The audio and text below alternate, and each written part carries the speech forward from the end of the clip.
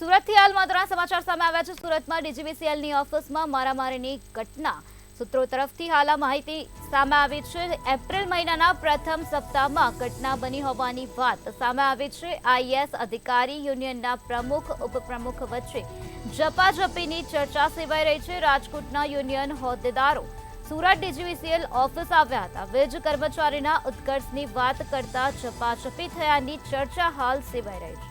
આ સમગ્ર મામલો દબાવી દેવાનો પ્રયાસ કરવામાં આવ્યો છે, ત્યારે ડીજીવીસીએલના એમડીની ચેમ્બરમાં જ મારામારી થઈ હોવાનું સૂત્રો તરફથી સામે આવ્યું છે। સસ્પેન્ડ કરેલા કર્મચારીઓ મામલે બંધ બારણે બેઠક યોજાઈ હતી। કર્મચારીઓ બાબતે વાતચીતમાં મામલો ઉગ્ર બન્યો હતો।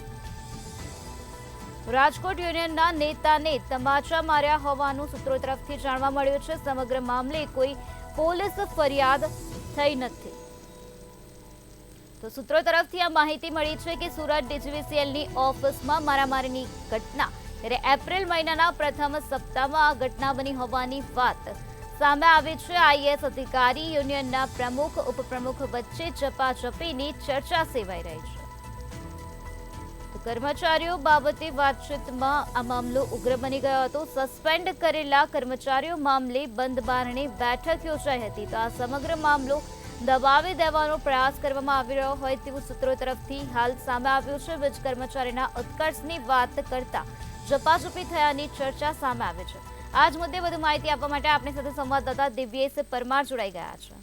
જે દિવ્યેશ, સુરતમાં ડીજીવીસીએલની ઓફિસમાં મારામારીની ઘટના બની હતી, સૂત્રો તરફથી તેવું જાણવા મળ્યું છે। શું છે વધુ વિગત?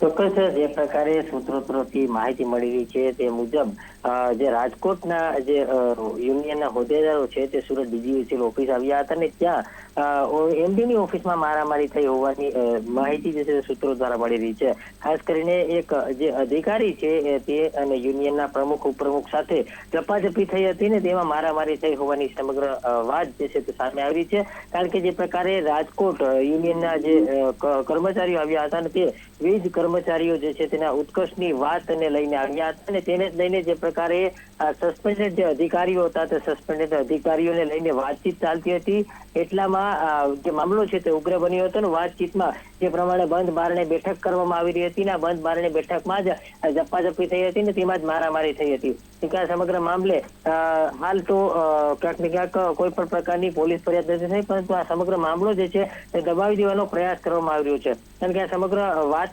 ઘટનાની વાત કરીએ તો જે પ્રકારે ડીજીવીસીએલ છે તેના એમડીની જે ચેમ્બર આવેલી છે તે ચેમ્બરમાં જ આ પ્રકારની ઘટના બની હોવાનું સૂત્રો દ્વારા માહિતી મળી રહી છે। એટલે કહી શકાય કે જે પ્રકારે આખો મામલો છે તે દબાવી દેવાનો પ્રયાસ કરવામાં આવી રહ્યો છે, પરંતુ હાલ તો આ સમગ્ર મામલે હકીકત શું છે તે તો તપાસ બાદ જ ખ્યાલ આવશે। કારણ કે જે પ્રકારે ડીજીવીસીએલની ઓફિસમાં આ પ્રકારની મારામારીની ઘટના સામે આવી છે તે પ્રકારની ક્યાંક ને ક્યાંક મુખ્ય આમાં શરૂઆત ક્યાંથી થઈ, કોનો વાંક હતો, શા માટે આખી આ મારામારીની ઘટના બની છે, તમામ બાબતે તપાસ થાય તો જાણવા મળે તેવું છે। પરંતુ હાલ આ સમગ્ર મામલો દબાવી દેવામાં આવ્યો હોવાની વાત સૂત્રો દ્વારા મળી રહી છે। હવે જોવાનું એ રહે છે કે આમાં ખરેખર સત્ય હકીકત શું છે, કારણ કે હજી સુધી કોઈ પ્રકારની ફરિયાદ નથી થઈ, પરંતુ સૂત્રો એ પ્રકારે કહી રહ્યા છે કે આ સમગ્ર ઘટના જે છે તે મારામારી બની હતી તે ચોક્કસ છે, પરંતુ હવે જોવાનું એ છે કે આમાં સત્ય શું છે।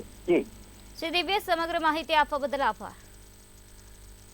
સુરતમાં ડીજીવીસીએલની ઓફિસમાં મારામારીની ઘટના બની હતી તેવું સૂત્રો તરફથી જાણવા મળ્યું છે। એપ્રિલ મહિનાના પ્રથમ સપ્તાહમાં આ ઘટના બની હોવાની વાત સામે આવી છે। આ સમગ્ર મામલે કોઈ પણ પ્રકારની પોલીસ ફરિયાદ થઈ નથી। રાજકોટ યુનિયનના નેતાને તમાચા મારવામાં આવ્યા હતા તેવા સૂત્રો તરફથી હાલ અહેવાલ સામે આવ્યા છે।